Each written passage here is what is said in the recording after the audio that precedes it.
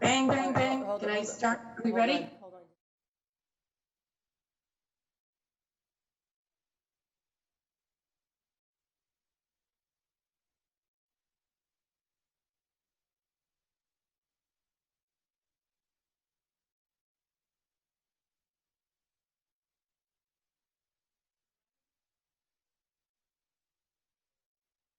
Oh, I see you.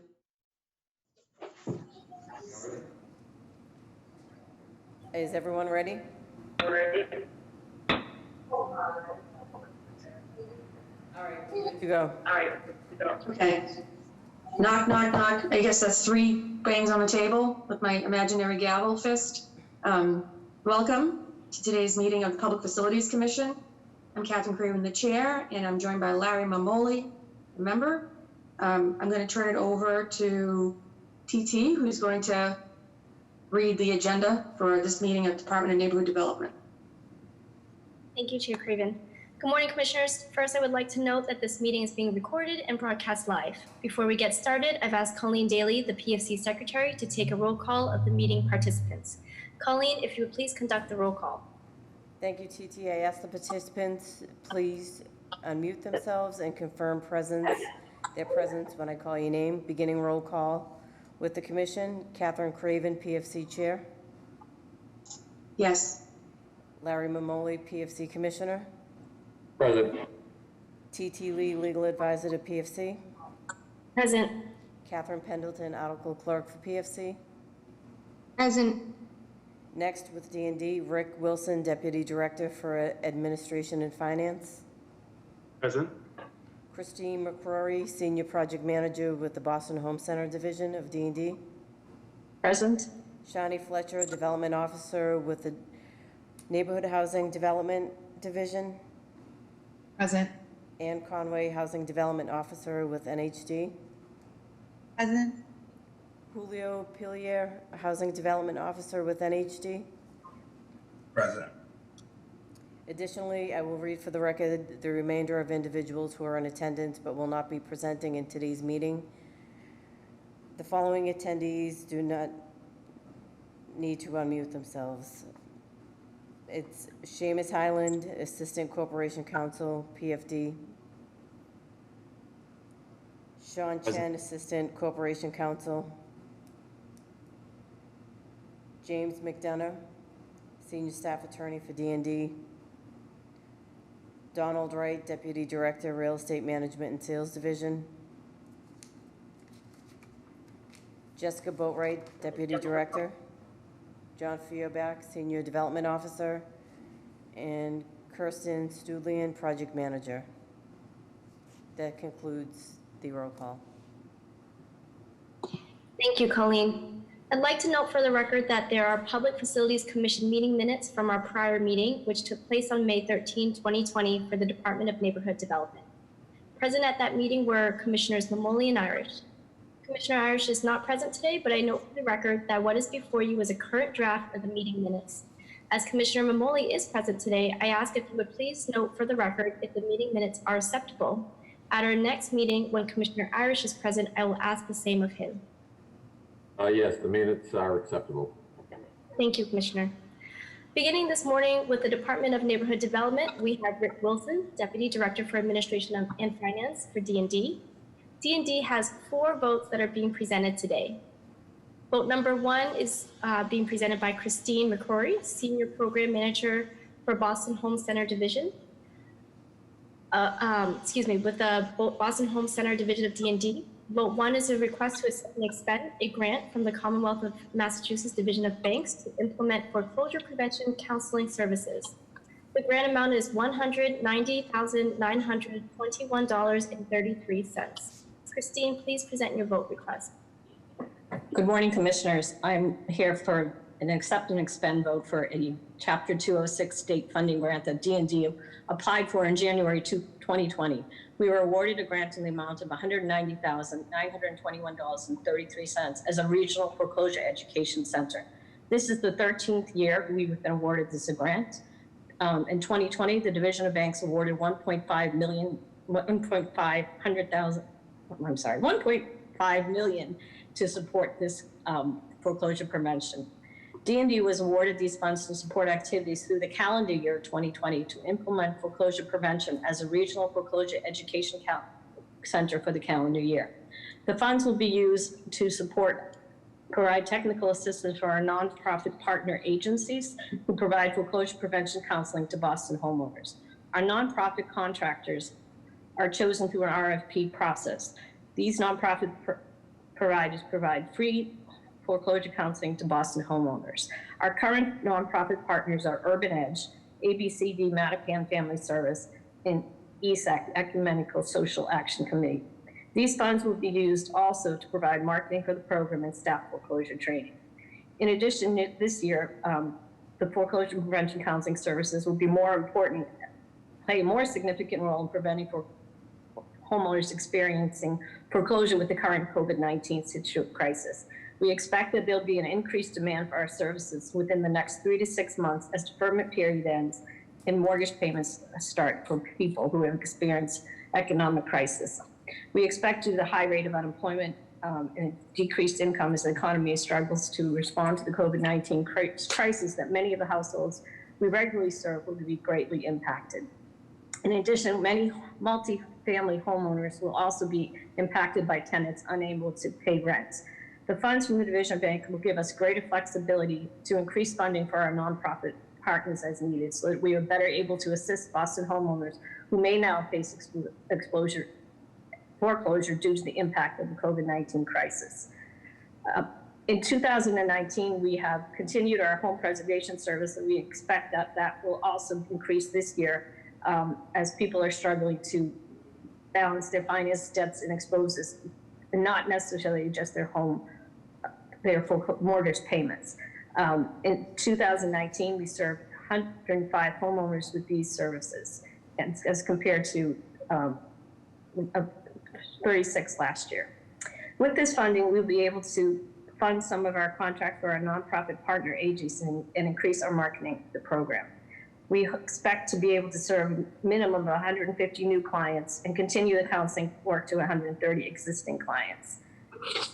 The foreclosure prevention and counseling service provided by D&D plays a significant role in preventing foreclosure for Boston homeowners. Most of the people who reach out to us are at the early stages and they're at risk or delinquent and not yet petitioned. As of May 31st, 2020, we have completed 179 new intakes and counseled an addition 54 homeowners. In addition, we helped 194 homeowners prevent and avoid foreclosure. Our foreclosure and prevention and intervention services are key to providing them with the assistance needed to help them address these issues early in the process so they are not petitioned or foreclosed upon. The funding provided by the Division of Banks helps the Boston Home Center to maintain and expand these services for Boston homeowners. Homeowners who are struggling to pay with their mortgage continue to seek our assistance before they petition, which is very important so that we're able to provide services and help them prevent foreclosure. Thank you.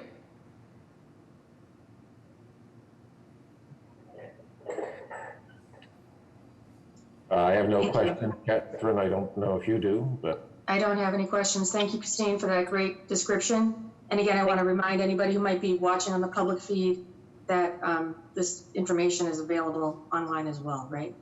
Great job, Yes. Christine. Thank you. And do I hear a motion? Motion? Second? Back. All in favor? Aye. Aye. Thank you. Do we have to do a roll call, Colleen? Or can you just tell that the two of us voted yes? No, you voted yes. Okay. Vote number 1 is hereby approved. Thank you. Vote number 2 is being presented by Shawnee Fletcher. She is a development officer with the Neighborhood Housing Development Division of D&D.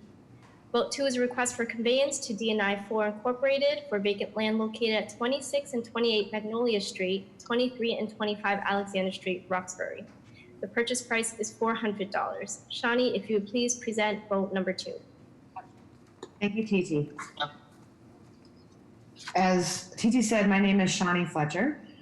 I'm requesting PFC approval for the conveyance to DNI 4 Incorporated, a subsidiary of Dudley Neighbors Incorporated, a local community land trust well established within the Dudley neighborhood of Boston, hereafter referred to as DNI. for the parcels identified in the vote package in the Roxbury neighborhood of Boston. This matter was last before you in December of 2019 when PFC voted to approve the tentative developer designation of DNI. To refresh the Commission's memory, D&D conducted a public process that led to that vote and the subsequent request. Several community meetings have been held since 2015 to explore the use of this parcel to address community concerns regarding open space and food security. Neighbors established a simple community garden, which was met with strong support from abutters and the rest of the community. D&D hosted a community meeting in the summer of 2018, and community support for the project was strong, and D&D moved toward an RFP. The RFP was issued in April of 2018 and was advertised in the State Central Register and Boston Herald. One proposal was received in response to the RFP and was determined to meet the eligibility criteria.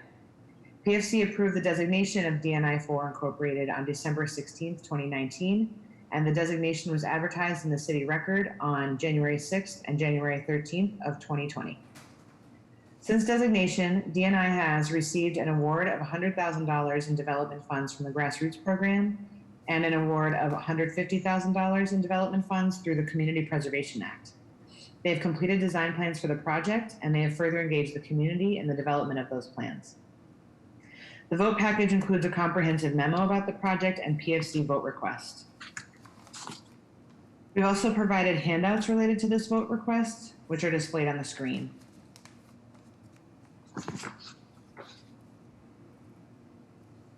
The first is an aerial view of the parcels. The second is a street view of the current conditions. And the third is the final design plan. You'll see there's a plaza and performance area, a children's garden, a shaded seating area, a community herb garden, and community garden plots.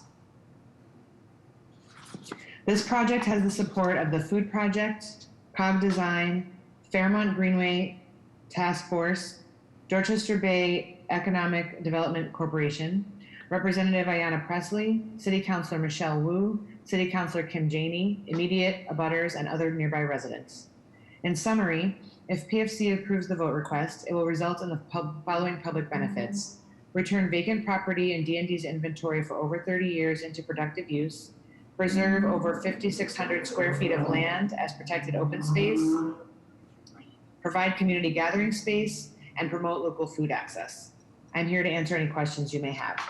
Thank you. Okay, thank you very much, Shani. Any questions, Commissioner Molly? No questions. Motion to approve? Seconded? All in favor? Aye. Aye. Thank you so much. Vote number 2 is hereby approved. Vote number 3 is being presented by Ann Conway. She is a Housing Development Officer with the Neighborhood Housing Development Division of D&D. Vote 3 is a request for tentative developer designation and intent to sell to the Boston Partnership for Community Reinvestment, LLC, for vacant land located at 81 Bowdoin Avenue, 27 Malin Road, 20, 24, and 39 through 41 Mount Bowdoin Terrace, 29 and 154 Rossiter Street, Dorchester. The purchase price is suggested at $700. And if you would please present vote number 3. Sure. Hello, Commissioners. I will be presenting one vote request today. I'm here requesting PFC tentative developer designation of the Boston Partnership for Community Reinvestment, LLC, or BPCR, LLC, for the parcels identified in vote package number 3 in the Dorchester section of Boston. These parcels are offered under the Mayor's Neighborhood Homes Initiative. D&D conducted an extensive public process that resulted in this vote request. 2 community meetings were held in 2019 to discuss the development of the several parcels. A request for proposals was issued on September 3rd of 2019 and advertised in the State Central Register and the Boston Herald. 3 development teams applied to the RFP and 3 were determined to meet the eligibility criteria. As preferred developer, BPCR LLC was invited to a community meeting on February 11th, 2020 to present their proposal. And based on community feedback and D&D review of all eligible applications against the RFP evaluation criteria, we recommend the tentative developer designation of BPCR LLC. BPCR LLC demonstrated the strongest track record of development, is the most experienced of the development groups, and has the capacity to take on the development. Furthermore, BPCR LLC outlined the most competitive development budget. In addition to their experience, BPCR LLC's application provided evidence of the group's ability to access financing. And BPCR LLC also included a plan to engage local and minority contractors and subcontractors to maximize diversity through its bidding process. The vote package includes a comprehensive memo about the project and PFC vote request. I have also provided 7 handouts related to this vote request, which are displayed on the screen. The first is a locus map of the various parcels. The second provides the satellite view of the parcels. The third is the site map and existing conditions for 3941 Mount Bowden Terrace and 27 Mountain Street. The fourth is site map and existing conditions for 20 Mount Bowden Terrace, 29 Rossiter, and 24 Mount Bowden Terrace. The fifth is a site map and existing conditions of 81 Bowden Ave and 154 Rossiter Street. The 6th and 7th are renderings of the proposed development.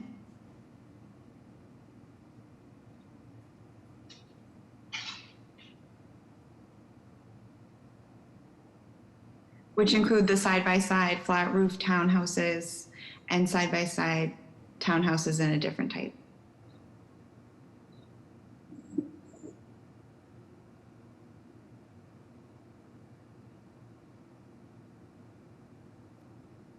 In summary, if PFC approves the vote request, it will result in the following public benefits: 13 total new housing units that will include 10 home ownership units and 3 rental units. The units will have the following affordability: 10 affordable home ownerships will include 4 at 80% AMI, 6 at 100% AMI, and the affordable rental units will include 1 at 80% AMI and 2 at 100% AMI. All of the units will be deed restricted and remain affordable for 50 years. This project will also revitalize 7 parcels of underutilized vacant land in the neighborhood. The parcels have been in the city's inventory ranging from 45 to 20 years. The project is also expected to create 21,124 construction hours, which will generate jobs among the building trades. By removing these parcels from our inventory, the city will be able to avoid the future costs and liabilities associated with maintaining these properties. The city stands to save an estimated $1,300 in operational costs, including maintenance, snow plowing, etc., by passing on the responsibility for property maintenance to BPCR LLC. And by returning these properties to the tax rolls, the city can expect to recoup an additional $36,246 in annual tax revenue. I'm here to answer any questions you may have. Thank you. Thank you, Ann. Any questions, Commissioner Mamoli?